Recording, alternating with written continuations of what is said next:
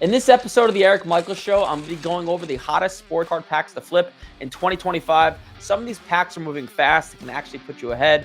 Others look tempting but are total traps that will waste your money. By the end of this episode, you'll know exactly which packs are worth going after, which ones to avoid, and how to spot the differences. Let's get into it. So first off, a pack of sports cards you should know by this point, if you've ever listened to anything I've said, is a gamble and you're probably going to lose money. When I say flip packs, I'm talking about buying the pack of cards or the box of cards, not not opening them, holding it and making a profit. That's what I'm talking about. And usually, if you've listened to my stuff, you'll know I'm a proponent of buying cards, getting them graded, flipping them, and buying the actual cards, not the packs. However, flipping packs is a total different game. And just to give you a quick story before I get into it, there was a guy, he owns a sports card shop in northern New Jersey. I know him.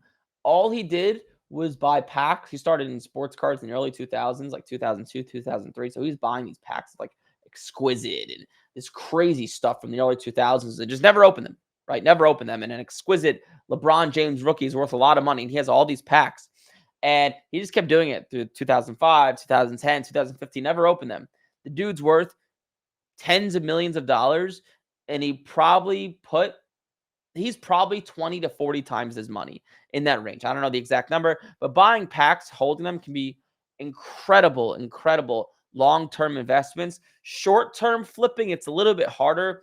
Really, the way to flip packs or boxes short-term is either A, you're a breaker, or B, you rush the target to buy Pokemon and flip it for a quick 20, 30, 40%, which some of us may not want to play that game. But so when I'm thinking about a pack to buy long term, the question you have to ask yourself is, are there stars in that product? And if there are, how many and how good are those stars? Because what happens if you just think about it logically with a pack of cards is there are less and less and less of them as time goes on because people open them, right? That's just common sense, right? Joe Burrow rookie cards were made in 2020. Those packs were made in 2020. There's a set amount. That's it. And there's just less and less and less as time goes on, right? A ton of them are ripped and opened in the beginning, and the rate of them being opened up is less and less because the value goes up more and more as time goes on. But a pack is only going to increase in value a lot if there are stars in the product, right? Like a 1986 Fleer pack is worth a lot of money because Michael Jordan's rookie cards are in there.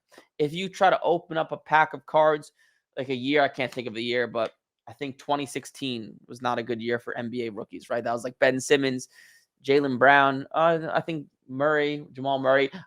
Anyways, maybe 2015 wasn't a great. No, that was Jokic. But if there's a year that there's no stars in, those packs aren't going to be worth a lot of money. Okay.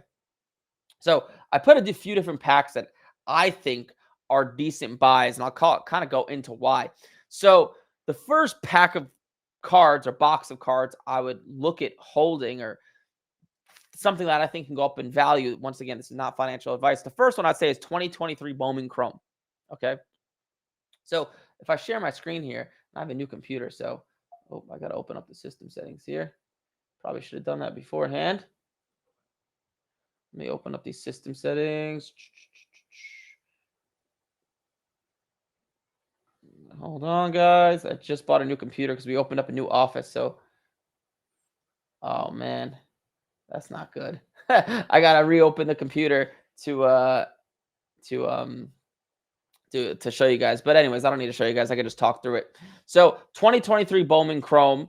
And I was looking this up earlier. You could get this box of cards. So on Market Movers, there's actually a setting. There is a setting for looking at packs and boxes and the value instead of just cards. And a 2023 pack of Bowman Chrome was worth like $200 about a year ago. And now it's up like to 240. It's not like up crazy, but there's a lot of decent stars, or these guys are still young, but there's a lot of potential here, like Ethan Salas, Jackson Holiday. Jackson Holiday's rookie year was 2022. This is his second year, but Corbin Carroll, or no, not Corbin Carroll. Junior Caminero is a rookie from that year. So there's some guys in there that if any of them pop off and become really good, you'll see those packs and boxes increase its value. So that one's a little bit more risky, in my opinion, 2023 Bowman Chrome, but I think it's a decent deal. This next one, so this is maybe one of the best rookie classes of all time. So 2018 Prism basketball. Okay, this stuff's crazy. This is expensive, so keep that in mind. So in a hobby box of this stuff a year ago is worth 3,900, and today the last sale is 4,600. 2018 basketball, if any of you guys follow basketball, there's tons of stars in there, and like real big stars like Shai Gilgeous-Alexander, Luka Doncic, Jalen Brunson, and there's a bunch of other stars in there too. And it's just, I hate to use the word guarantee with money because there are no guarantees, but it's pretty close to it because Luka and Shai and Brunson, right? These guys are epic stars, and there's only going to be less and less of these boxes and packs as time goes on. So I think it's a great long-term investment if you have some extra money to play around with. No guarantees, obviously, but I don't see how that goes wrong. And kind of similar to that, another safer investment on the safer side of things that I think could pay off huge in the future. And I'm now moving on to football is 2020 Contenders football. And I'm looking up the prices of a hobby box here so I can kind of show you guys. So 2020, right? You had Herbert, you had Jalen Hurts, you have Burrow, who are like the 3 stars. You also have Tua, who's, okay. But this box of cards is a hobby box. A year ago was about $700. Today, it's up to $900, right? That's a 25% return and just buying a box of cards and holding them. So if you have extra money, it's a great place to just stash away. And so hopefully you kind of get what I'm getting at with these boxes and packs and hobby boxes and stuff. You're not really going to like flip them short term unless you get a good deal. Getting a good deal on this stuff is pretty damn hard. Like no one just gives them away because they're so desirable and valuable. But there's just guaranteed to be less of them because they were only produced once and people just open them. I would definitely not open up this stuff, okay, because it's a huge risk. So hopefully what I'm saying is making sense. And just to kind of on the contrary, a box of cards that I wouldn't buy is something like 2021 Contenders, because all those quarterbacks kind of stink, right? Like Trey Lance, Zach Wilson, Mac Jones. The only quarterback that's still starting today, I believe, is Trevor Lawrence, who looks decent. But if Trevor Lawrence, I don't know how that guy, by the way, is not great because he has all the tools and he just, I don't know, he just makes dumb decisions. But that's something I'd probably avoid buying because if Trevor Lawrence goes down, there's nobody really left to get in that product unless I'm missing a skill guy or two, which I probably am, but it's driven by the quarterback. So hopefully what I'm saying is making sense. Those are the 3 boxes or packs that I would look at buying, holding long-term: 2023 Bowman Chrome baseball, 2018 Prism basketball, and then 2020 Contenders football. And there's a bunch of others to buy as well, right? That's not all of them, obviously. But you guys can begin calling to that phone number, 813-618-2075. And because I'm in a good mood, my girlfriend has gotten me into coffee. You can see the new office has these nice fancy coffee cups with our nice logo on it. But I'm at the old office right now. So new office is 8 minutes away. I think someone's calling coffee. But the old office is where I am right now because the content studio is not fully set up. But first caller, let it rip.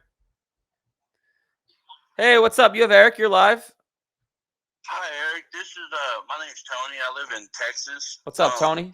Dude, I've been watching your videos for a while now. So Nice. I just sent cards in the SGC for the first time. I just now getting graded.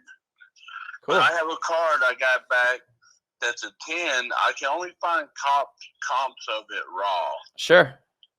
It's a Jose Canseco 2024 number to 25 Donruss autograph.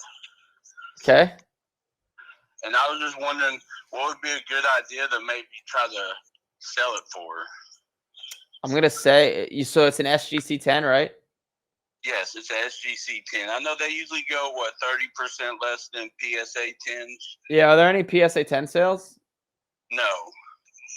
Ooh. Are there okay, so the way to do it, at least in my opinion, is find another so it's 2025 Donruss, right? Yes. And can't say it's an auto, right?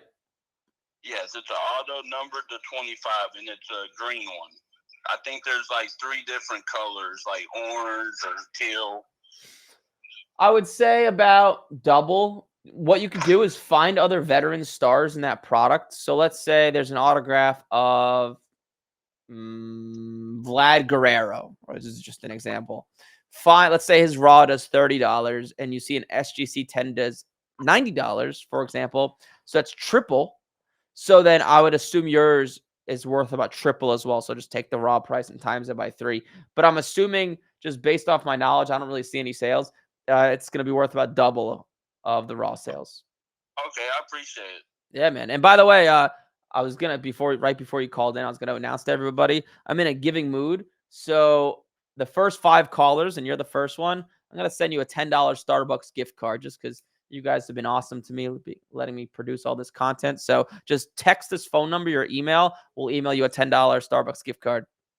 And can I ask you another question? Yeah, dude, go for it. So, and then a couple of the cards I got back were 9.5. So I guess those are just like a 9. Yep. Yeah, similar to raw, maybe a little bit more if you're lucky. Okay, because I sent 7 cards and I got 2 back as 10s. I mean, it was my first time. Yeah, that's okay. Trying to get started out. Yep. So I use that like marketplace, and I just go on there for the Telegram reports. And I mean, I watch all your videos. How you just say if you're just starting out, SGC is a faster turnaround. So correct. That's what I'm trying out. Well, cool. It sounds like yeah. 2 out of 7. That's pretty standard. Okay, I appreciate it. Yeah, I mean, I keep watching your videos, man. Keep doing what you're doing. You help out a lot. Thanks, bro. I appreciate it. All right, thank you. All right, bye-bye. Man, the Starbucks gift card really, the $10 Starbucks gift card really got everyone going. As soon as I said that, the callers started coming in. That's funny. What'd you say? I don't know. Someone kept calling. Yeah, I saw someone calling. But they didn't save. If you called, call back. But he's the first one. So if the next 4 callers. Oh. Hey, what's up? You have Eric. You're live. Hey, what's going on, Eric? What's up? Who's this? What's your name? My name's Brian. Brian, we're gonna send you a $10 Starbucks gift card. We're sending it to the first 5 callers. So just remember, text this phone number when you're done. Just text us your email. We'll send you $10 in Starbucks. Oh, that's awesome. Thanks, man. I appreciate that. Yeah, dude, I got you. But how may I help you? Well, I just want to ask. I have a question about baseball. I know it's kind of going, into the off season or playoffs for some guys that made it, but I bought pretty decently into Roman Anthony this last year, and he got hurt. I'm assuming the Red Sox aren't going to make the ALCS, and he probably isn't going to play again. How do you feel about kind of buying a dip on him in the off season? You think it'd be a decent investment? Yes. You do? Yeah, I prefer guys that what was his rookie year again? I'm trying to look up his value. This was his first full season. His card rookie year? 2024, I believe. Was it 24 or 20? Let me look it up. Might have been 23 for the Bowman Chrome, but then everything else. I bought into a lot of national treasures and stuff like that I really don't do because I know unlicensed isn't popular. Yeah. But I love the patches you can get. Yeah. In products like that, Yeah, it's just not as popular like you kind of said. Let's see, Roman Anthony. Let's see. So I'm looking at his sales here. Looks like they're up. Do you know his stats on the year? He was pretty decent. I mean, I want to say he batted around 280. That's really probably had 15 home runs. Yeah, or something, 290. Okay, that's not just decent. That's excellent for a rookie. Usually rookies come into baseball and shit the bed. But right. No, okay. I know from past years of buying guys and being heavily disappointed in them. Yeah, his stuff is up because he's played so well. So and he's a tempting guy to buy, right? Red Sox, he's really good. But I like, to buy guys that are in the toilet that nobody's thinking about buying. Everyone's kind of Yep. on him. Can you make money on him? Is his stuff going to go up in the offseason? Probably a little bit, but it would have been better if he never got called up and the Right. season ended and then you bought. So, like, ask yourself who hasn't been called up yet. And those are the guys that I prefer to buy. So just to throw a name out there, like Spencer Jones. I know he's a Yankee. I don't know if you're a Red Sox fan, but Yep. someone like that. You want to buy before the hype begins, and his hype has already begun, and then it's begun even more because he's actually really good. Like, that's incredible. Okay. 290. Like, Mike Trout hit like 240 his first year. So Right. that's pretty. I can't even remember the last time I saw someone that strong as soon as they come up. So Yep. could you make money? Yes, but in my opinion, I think there's better money making opportunities. To be frank with you. Okay. Yeah. No, But well, just one other question I have. Yeah. How do you feel about guys that get called up and then get hurt before they really have success in baseball? Do you kind of give those guys like one and done? You're like, hey, I already saw this guy. He had a shot. He blew it. Like another guy I bought pretty decently into, because I am a Red Sox fan, was Marcelo Meyer. He got called up, but didn't really do anything, got hurt. And now I'm like, do I sell while he still has some value, or do I rebuy thinking that he hasn't really had an opportunity? He's probably going to get the start next year. Do you buy more? Do you sell? How do you handle a guy like that's that? someone I would. So Marcelo Meyer has haunted me for a while. I bought him in 2 consecutive off seasons, and Yep. I thought he was going to get the starting nod last year, Yep. and he did not. And his value just did not go up what I thought it would. I made a little bit of money, but with that said, the psychopath I am, well, that's what everybody thinks, and that's the time to buy him. So I would. Like, I've bought 2 of his cards. I bought like a blue Bowman Chrome PSA 10. This was, I forget if it was before or after. When did he get called up? You remember? Oh, man. I want to say end of last season. What, did he get called up last year? I think he played like very briefly at the end of the season. Let me see something. I'm looking at his sales right here.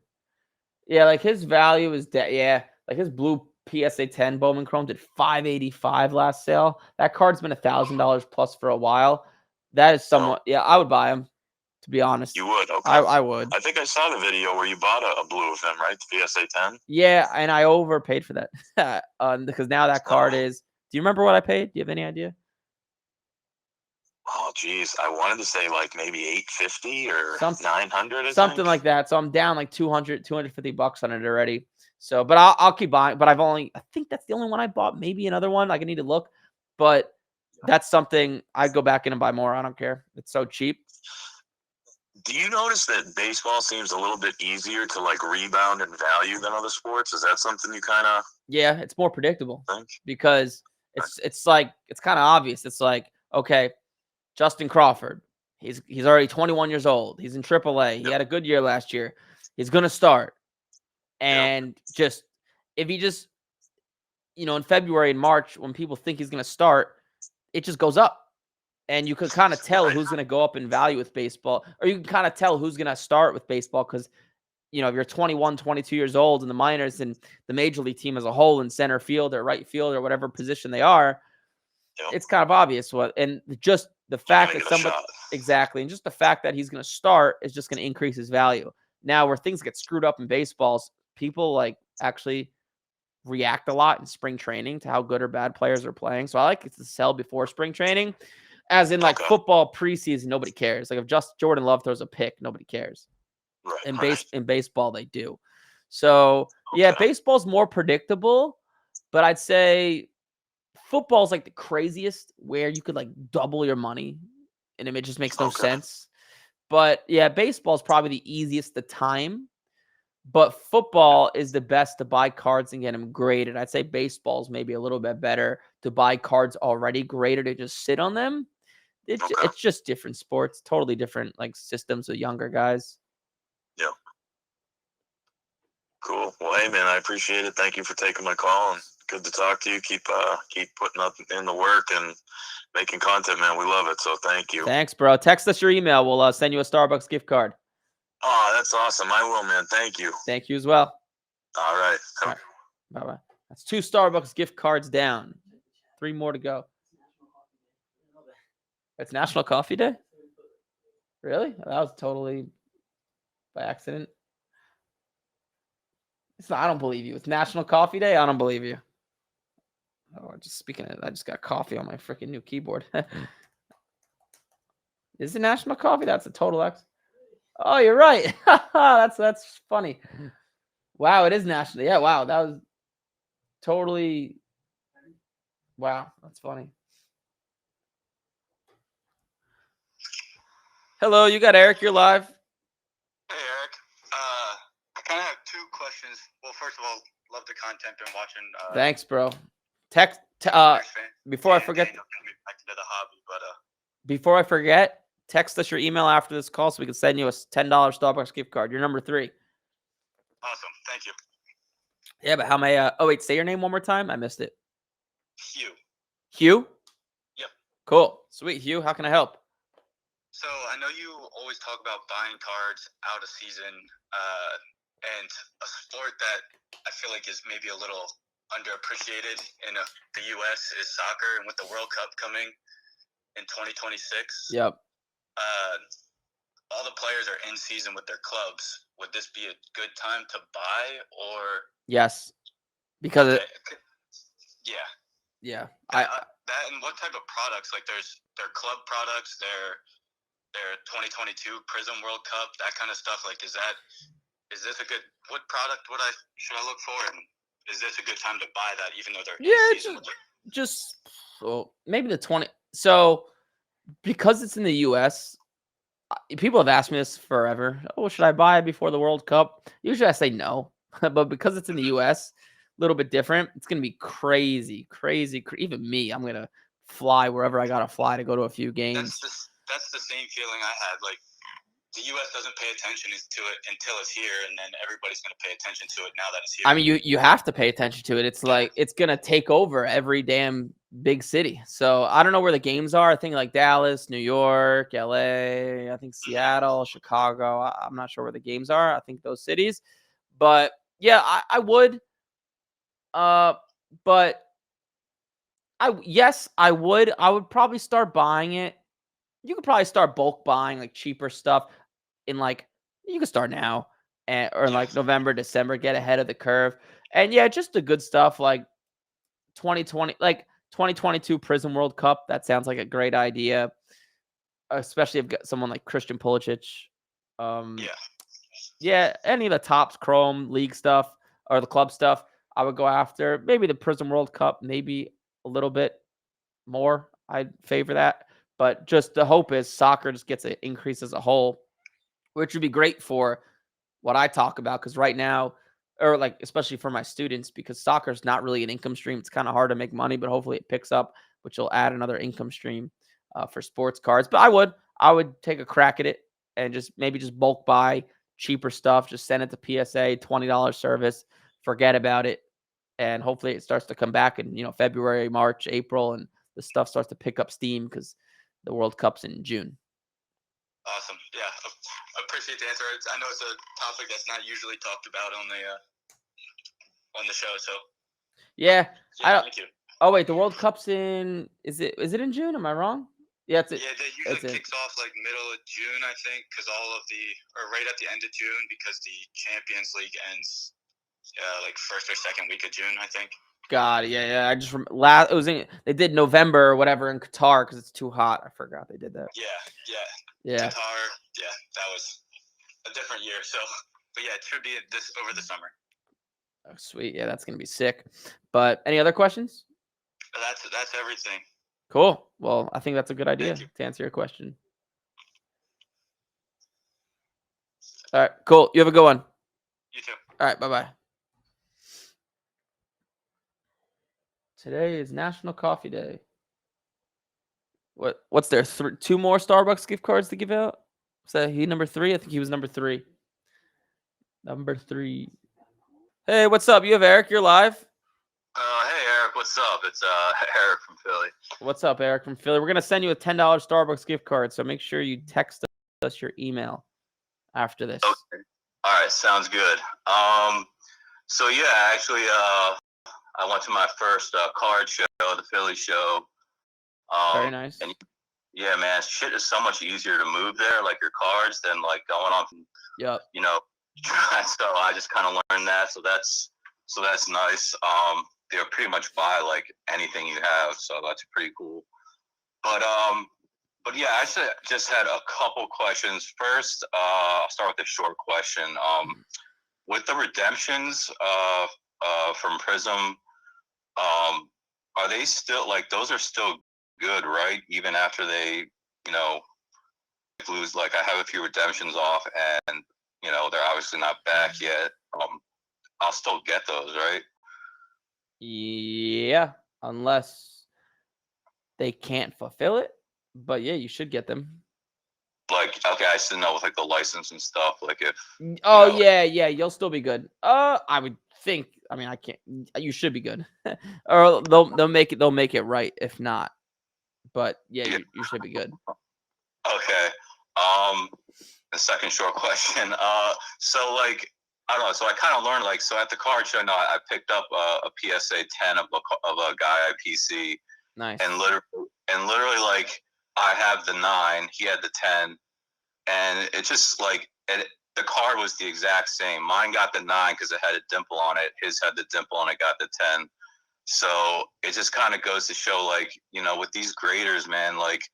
Have you ever, like for, I don't know, a guy UPC or whatever, just cracked out a 9 and just resubmitted it to maybe that grader was, yes. Yes. Yeah, the card I made the most amount of money on, not this year, but last year, was a 2018 Bowman Chrome Ohtani Atomic Auto. It was a BG, it was a Beckett 9. And it had, what did it have? 9 centering, 9.5 edges, corners, and an 8.5 surface. And I cracked it because the surface and centering looked good to me. There's like a tiny thing on the surface. I got a PSA 10. Then I ended up making like $20-something thousand on it. But have you ever done that with a PSA 9 and just cracked out the 9 and sent it back in and it get a 10? I have not, but I know a bunch of people that have. But I prefer to buy it from Beckett because I can look at the subgrades and kind of see what's wrong with it. So if Beckett is claiming it has 8.5 centering, I could look at the centering objectively and say, that centering doesn't look like an 8.5. Then I'll send it to PSA. But yes, I know students that have done it. Okay. All right. Yeah. And then finally, so I know you said like now is kind of like I don't know too much about baseball. Like I'm trying to like learn like who the like guys to buy are, and then I'm going on eBay and stuff. And what's the best? I guess I know Bowman Chrome is like kind of like the best one, but there's like Bowman Chrome specs, and then there's Bowman Chrome like BCD, like Bowman Chrome draft, and then there's Bowman paper, which I guess is like the So the way it works, you have Bowman Chrome draft. That's the when does that come out? September or December or something. But those are mostly American guys, and those are the guys from the previous draft. Okay, that's later in the year. You have Bowman Chrome prospects, which comes out earlier in the year. I forget, February, March, and those are a lot of the international guys. So because they sign when they sign, I forget they sign earlier in the year. But what Bowman Chrome will do is, for some reason, I've seen them do this a bunch. So you have the baseball draft, which I think is in June, and then the Bowman Chrome draft comes out a few months later. But then what they'll do is they'll hold back like 1 or 2 of the top picks, and then put that in Bowman Chrome prospects. I don't know. I guess it generates more hype. I'm not sure, but that's the way it works. So there's Bowman Chrome prospects, there's Bowman Chrome draft because it's just from the draft. So which one is like better? Like if I'm looking at, so I have a list. I'm just gonna run down this list like real quick. I know some of these guys are already in the league. You can just tell me like. Yeah, sure. Pops up. I have Cade Horton, Jordan Lawler, Jackson Jobe, Kevin McGonigal, Marcelo Mayer, Spencer Jones, Justin Crawford, Aiden Miller, Junior Caminero, Nick Kurtz, obviously, Corbin Carroll, Pete Crow, Armstrong, James Wood, Tyler Soderstrom, Bobby Witt, Jackson Churio, Jackson Merrill, Drake Baldwin, Jacob Wilson, Matt Shaw, Dylan Cruz, and Jason Dominguez. So is that a list of guys you're looking to buy? Yeah. So two things. Number one, something you should be aware of is the way baseball works is, so let's take Corbin Carroll, right? His Bowman Chromers when he first got drafted was 2019. That's his most valuable card, 2019 Bowman Chrome. And then he got called up in 22 or 23. And then he has a 2023 Bowman Chrome. They'll make another Bowman Chrome once, like their actual MLB rookie year. So you have the minor league rookie year and then the major league rookie year. The minor league rookie year is always worth more and more liquid. Minor league rookie. Yeah, so, the first one that comes out. It's called, so that's what call it the first Bowman Chrome, right? Yes, but I think they call it, all of it's called first Bowman Chrome. But just be aware, it's not his actual first for some of those guys. So, like Marcelo Meyer has a 2023 Bowman Chrome or something like that, and it from his actual minor league rookie one, 2021. So just know the first one is more valuable. That's all you have to know. The older one is more valuable and always more liquid. But so that's easier thing. Okay, so like whatever, if I can find a card that's from the year prior to the card I'm looking at, then that card's more valuable, obviously. Correct. Yeah, more liquid, more valuable. Original collectors want that one more. But here, I'll make your life easy to give you like a little strategy, because I think you're thinking a little bit too much into it. Sure. So all you have to do, if you're buying cards and getting them graded, make your life easy and just buy 2024, 2025 top stuff.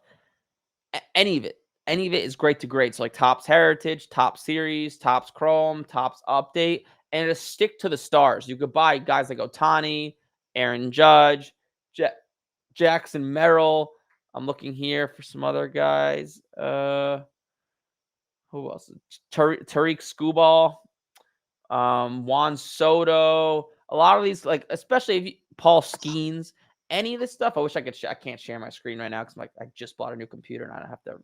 And Connor Griffin too. I forgot to mention him. Yeah, he's another good one. But for buying and grading, you could just buy like 2025 Topps Ohtani stuff and more than double your money pretty easily. And you don't have to worry about like, is the card liquid? Is it not? Because all Ohtani stuff sells very well. Okay.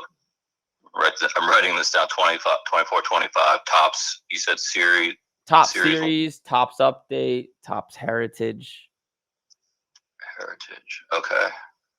Yeah, because I'm like seeing like a lot of these, and is obviously autos are good. I mean, do I necessarily need to buy an autographed card of maybe one of the up and coming stars, or can I just, because some of them, dude, you can just buy and grade those three guys: Skeens, Ohtani, Judge, Jackson Merrill, those four guys, and do more than fine. You're overthinking it. Buying the prospects and holding them, that's a game for like buying cards a little bit higher end. That's more of an advanced game. I'd keep it simple.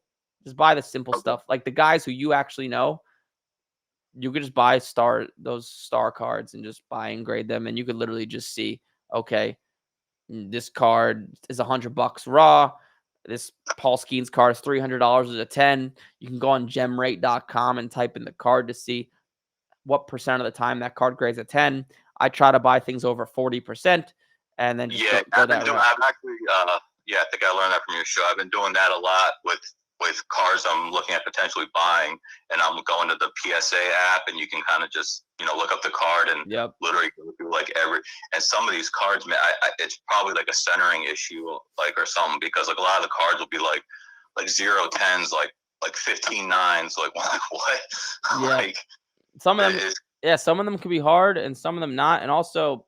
If you're just looking to make money, dude, Pokemon is a huge moneymaker.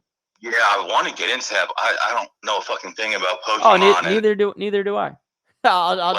All you have to do. Once again, I wish I could share my screen, but I can't. So I'll just lay you out what to do. Do you have a computer in front of you? No, I don't. But all right, go on the Safari on your phone. You ready for this one? This will be good. Yeah. All right, let me know when you're there. Okay. All right. Type in tcgplayer.com. Oh, okay. Yeah, I've heard about that. TC. Okay. Now click Pokemon. Pokemon trading cards. And then you see that little drop down. It'll say like latest English sets and Japanese sets. Let's see here. Yeah, shop all English, shop all Japanese. Yeah, so the difference between English and Japanese Pokemon, just so you know, the back of the Japanese one is gold. The back of the English one is blue. Japanese Pokemon cards are in extremely good condition. The quality assurance over there is just incredible. So a lot of those, 80 to 90% of them will grade a 10. English, Really? yeah, English ones are a little bit harder to grade. So you make more money for grading a 10 for an English one rather than a Japanese one generally. But click on English set, click on where it says white flare. See that? Where it says white flare? On Japanese. Hold on. No, on English. On English.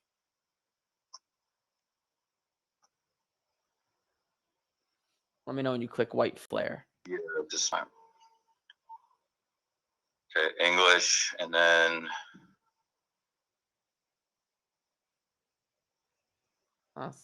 Someone's complaining about the camera. I said shop English, and now it just says 30,000 results. Am I on the right page? Oh, there we go.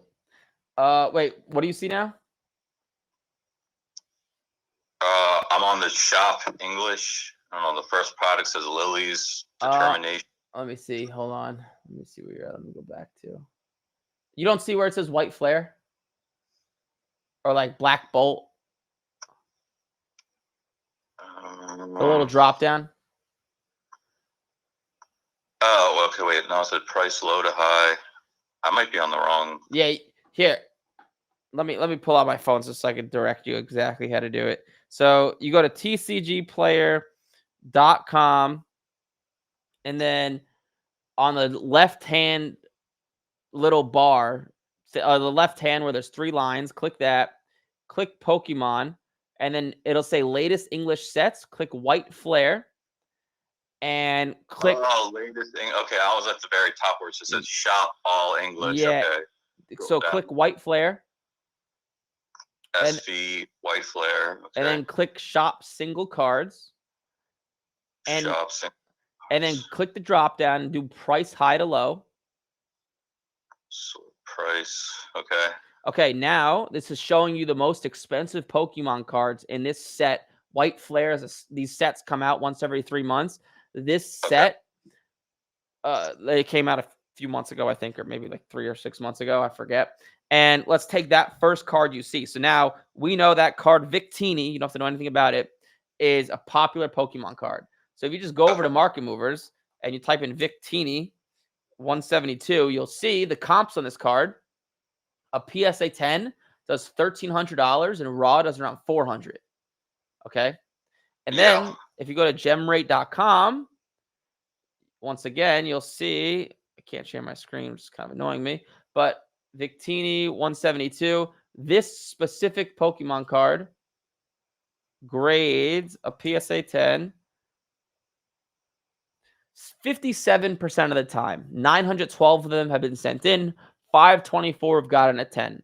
And now with Pokemon, you just have to make sure the card's in damn near perfect condition. So it's well centered. They all look the same. It's well centered. All the borders are equal on each side. And there's no edge chipping on the side. And you don't need to be an expert. I mean, 57% of them grade a 10. So if you send in 10, you should get 5 to get a 10. Just obviously diligently look at the card, and you're about tripling your money. These cards, are these like fresh, kind of like with football? Are these like fresh out of a pack, or people like use them to like play? Some people use to play, and obviously you could see those ones are in rough condition. Don't buy those. And the ones that are in good, most people don't play with them. So most people treat them as,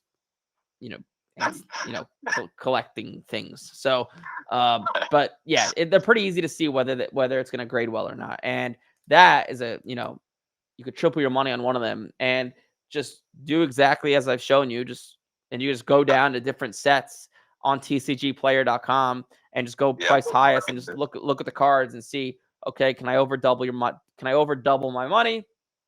What percent does the card grade at 10? If it does, great. Looks like a good card to buy. Start looking for them. It's like when I try to look up cards, and it's like, okay, this one looks good, and then it's like the names of these fucking cards, they're like so like weird spell. I'm like, all right, I have to keep going back and forth. Like, how do I spell this? Like, yeah, you'll get used to it. I know that's weird. Like typing this stuff in. And I'm sorry, just like real last question. You can make it short. Sure. So I don't know. I kind of like saw you on YouTube at some card show trying to make a deal for like a Drew. Yeah, with that dude, the guy from who runs like Market Movers or whatever. Yeah, Jeff. Yeah. And I'm just like seeing you like making these like, or trying to make these like, $15,000 deals. Yeah. Wondering, you said how long you've been doing this? Like I think from 5 years. Have you been like, how long have you been like? I bought my first card in August of 2015. And I did it for 5 years full time. Like, I was going through college, so I was using it to pay for college. And then in 2020, like when I was graduating college, long story short, I worked in corporate for 5 days. I fucking hated it. And I was like, okay, I got to learn how to make more money. And I started looking up ways to make money online, got into like e-commerce stuff. I failed. I lost all my money. But then one day my buddy said to me, who's now my business partner, we should teach people what you know about sports cards, because the way I was funding all these businesses was through flipping sports cards. And then long story short, like, so from like your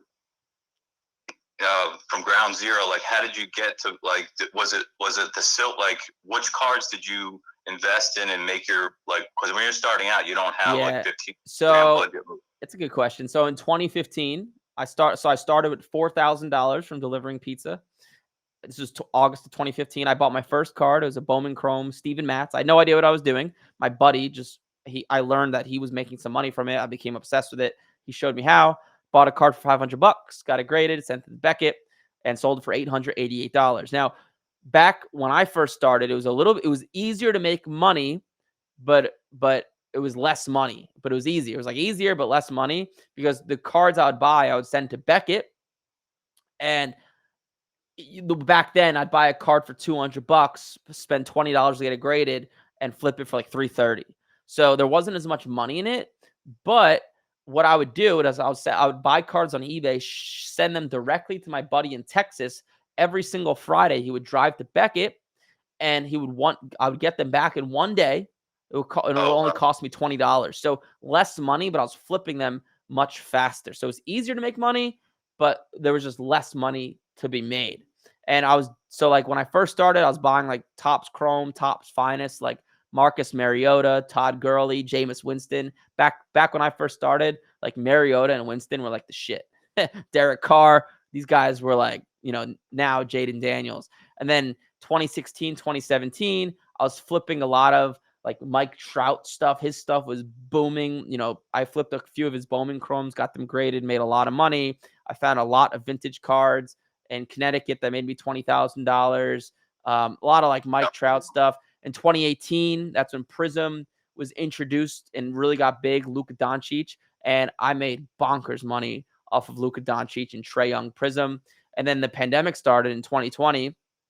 And that's when, and in 2019 also was huge. That was like Zion and Ja Morant. Zion grading his cards was insane. There was so much money to be had. And then in 2020, that's when I started Major League Profits.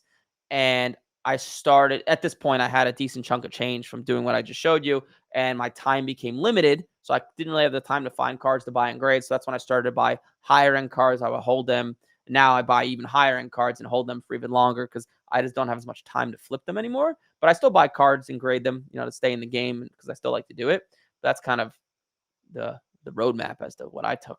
Like started with like baseball, and you were able to get them back real quick, so you were getting money like like pretty quickly, and then you kind of moved in. And then when you got into football, was it just like did you just kind of focus on silvers? Because like there's so many, you have your optic, serial numbers. No. So when I was so in 2015, Topps had the license for football. So like Topps Chrome and Topps Finest, were big. And I think in 2016 or 2017, it switched to Prism. Prism was not big until 2018 when Luka came into the picture, and his stuff just blew up. I remember. So back then, Prism used to be released during the season. So his stuff was released in like November, like a month or two after the season started, and right away Luka started to pop off. And the Asians, they love freaking Luka, and they have a lot of money as well, and just poured into his market. So his cards just went insane. So that was, did he have a lot of, I don't remember because I'm not too into basketball, but I want to get into that. Did he have a lot of hype coming into the season? No, or no, was like no. an international guy? International guy. People barely kind of knew who he was. He was a top pick. So people were like, just they were excited for him, but no one really knew who he was. I barely knew who Luka Doncic was. But as soon as he started playing, everybody knew who he was because you could tell he was different. And the way he played was different. He brought kind of European basketball, like that slow, very skillful way of playing basketball to the United States. And then Jokic got like great after Luka was great. Like Jokic didn't get great till like 2019, 2020. So he brought that kind of over. I know like Dirk Nowitzki was there doing it too before. Yeah, it seems like those international guys are kind of maybe like guys maybe to focus on, or I don't know. Like I bought some Topic, that guy from OKC. Yeah, I wouldn't like the point I'm trying to get. I'm kind of just telling you the history here just because I like to talk about it. The point I'm trying to get at is I was just buying guys that were valuable, buying the cards and getting them graded. That's how I made all my money, by buying and grading. I didn't hold anything. I didn't hold anything until I was 5 years into flipping sports cards, and I had multiple six figures in cash to mess around with. Before that, I never held one card ever. I would just buy and grade. But you're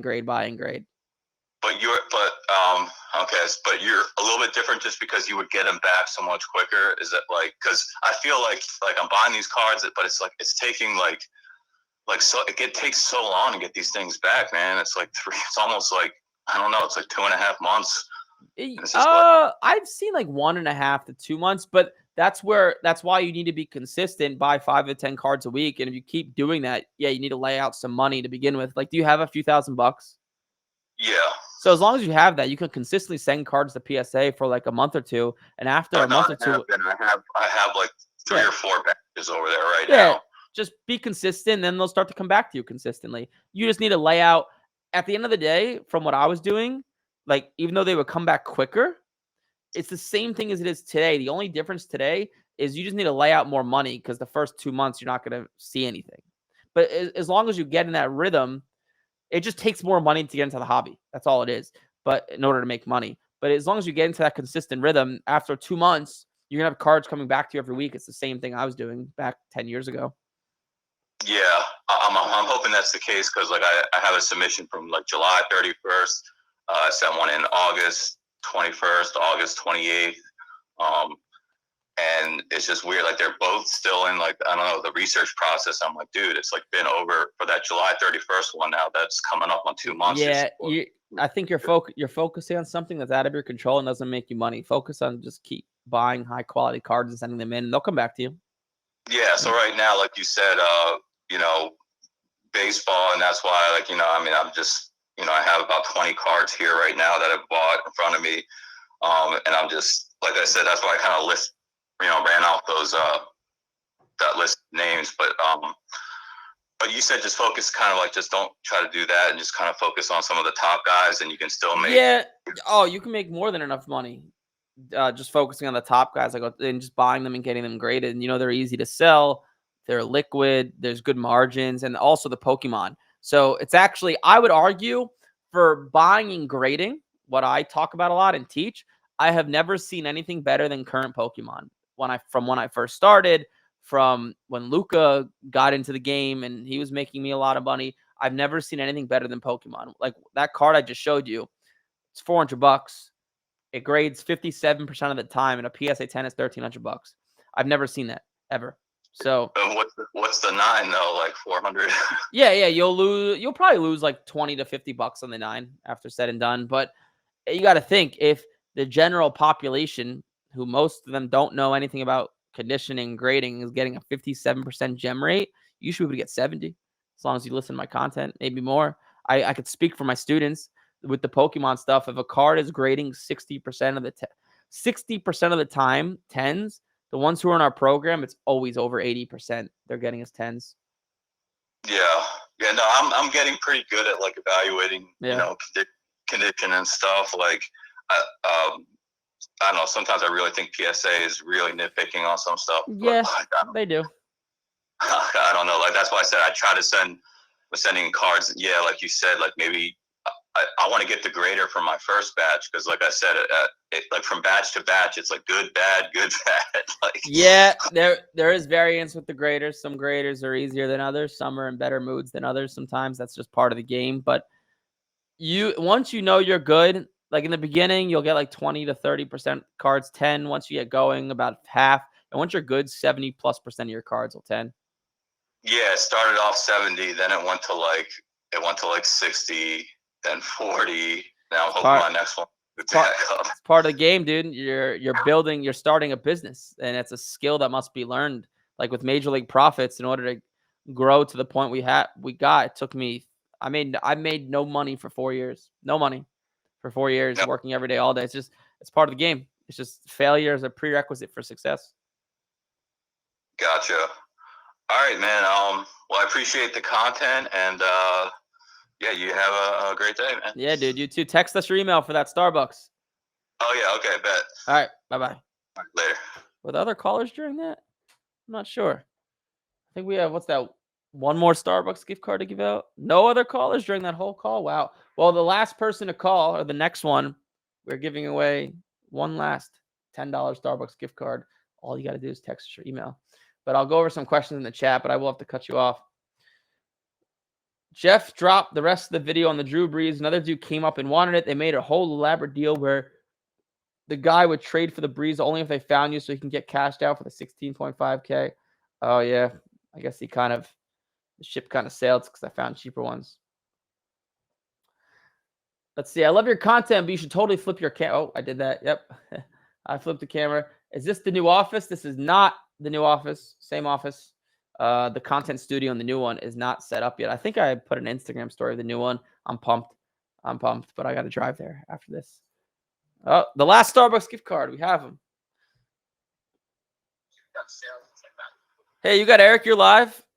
Hey, Eric, what's going on? It's Anthony in Sayville. How are you? What's up, Anthony? By the way, text us your email after this. We're going to send you a $10 Starbucks gift card. Oh, cool. No problem. I'm actually the one in the chat that mentioned that it's National Coffee Day today. Yeah, what a ironic thing. I did not know that at all. Crazy. But my question is quick, though. Yeah. If I had a sick Paul Skeens card, Yep. Patch, autograph, if I had two of them, one was graded an 8, Yep. right? The other one was raw. Which one would be more appealing to buy? Somebody Raw. that's looking to buy Raw. the raw one, really? Yep. Okay. I was just trying to see how much weight like an 8 or 9 holds, against the raw. It depends on the card, but a newer card, no one wants an 8. 8s always sell it for less than raw, or almost always. Wow. Okay. All right. That was my only question. But hope you have a great day and love the show. Thanks, bro. Appreciate it. Take care. Out of Starbucks gift cards. Or we're not out, but I just promised the first 5. I think then another caller came in. Oh, we're getting up there in numbers. We used to have like 110, 120 live. I took a break for a week and a half because I was traveling, and then now we're back to 90. Now there's 91 of you guys on here live. Hey, what's up? You have Eric? You're live? What's up, Eric? This is Diddy. What's up, Diddy? What's up, man? I went to the Vero Beach card show this week, bro, and I was so disappointed. It is like Where? Wait, where is it? The Vero Beach. Oh, Vero. Oh, Vero. Vero. Once a month. Yeah, they do it like once a month. Again, I'm new to this area. I don't know nothing about it. I'm like, oh, sick, a card show. I'm going to go to it, right? It was, I'm not even lying, 90% Pokemon. There was literally 10% sports cards. I'm so out of the loop with this Pokemon stuff, bro. I had no idea what I was doing there and just knew I was going to get washed. So it was a bust. But, man, I realized how big this game is now and it literally is advertised as a sports card show. Yep. It's Pokemon's big, man. Pokemon's a big deal. I literally said to my wife when we were walking in, I was like, this doesn't look like card show or card show crowd people, right? Yeah, like, no offense, you know, no offense. But you can tell the difference between a sports card collector and a Pokemon collector by just the way they're dressed. What's the difference? I know what I'm gonna say, but what does a Pokemon collector look like versus a sports card like guy? Freaking furries. Oh well, it's not what I was gonna say, but I was gonna. I can't really say that, but sports card guys are are heavier, and you could tell they look like they just sit down, drink beer, and watch games. Pokemon guys are kind of more nerdy looking and skinnier. Right. Yeah. Right. Yep. I mean, honestly, I would put it to the difference between like an Asmongold audience versus an Eric Michaels card show audience. Wait, what was the first one? Asmongold. I don't know what that is. He's one of these like streamer guys on YouTube that my wife watches. Oh, I don't know. Well, I'll take that as a compliment. Sure. Yeah, Thanks. yeah, for sure. I'm just saying, like, it's night and day, the audience, for the two different things. And look, not for nothing, I don't knock anybody that's into Pokemon, and I don't knock anybody that dresses like a furry. Hey, whatever your twist is your twist. I just realized I was out of my element, That's fair. That's fair. Yeah. Is that your question?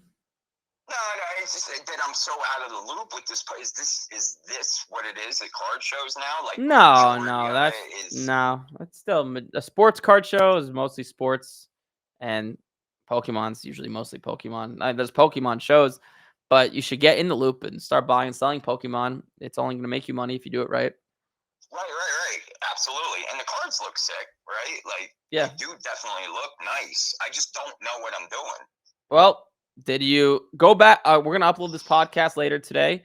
And I literally take a guy step by step on how to make money with Pokemon. And you've probably seen me do it before on tcgplayer.com. And I don't know anything about Pokemon. I just know who Pikachu is. That's it. So. Yeah, I only missed it today because I was on a job interview. I got to get a job. Vacation's over, right? Oh, yeah. You should probably get a job. The job is going to help with cash flow for this stuff. But, yeah, you can just go back in this video when we upload it later today. I take you step by step. You don't need to know anything. For sure. All right, bro. Hey, man, have a great day. Thanks. Thanks, bro. You too. All right, later. Good question. Do you prefer buying online or at trade shows? I prefer trade shows 155%. There's no fees, and the leverage is so high because I could go to a trade show and do 20 deals in 5 hours as opposed to online, or you have to message back and forth and then ship. At a trade show, so it's cash, boom, give me card. You talk about it for 5 minutes. That's it. But the key is getting to them and getting to good ones. So, yeah, I only know Charizard and Pikachu. That's it. Yeah, same for me. Any other questions from you folks, or we will call this one a wrap. This was a good one. I appreciate all you guys. There's a PDF below going over how to flip sports card packs. I go over it step by step. I went over it earlier in this podcast. And if you guys have any questions, always feel free to call in. Monday, Wednesday, 10 a.m. Eastern. We go live. Go grab that PDF down below in the description. Like, comment, subscribe. I'll see you guys in the next one.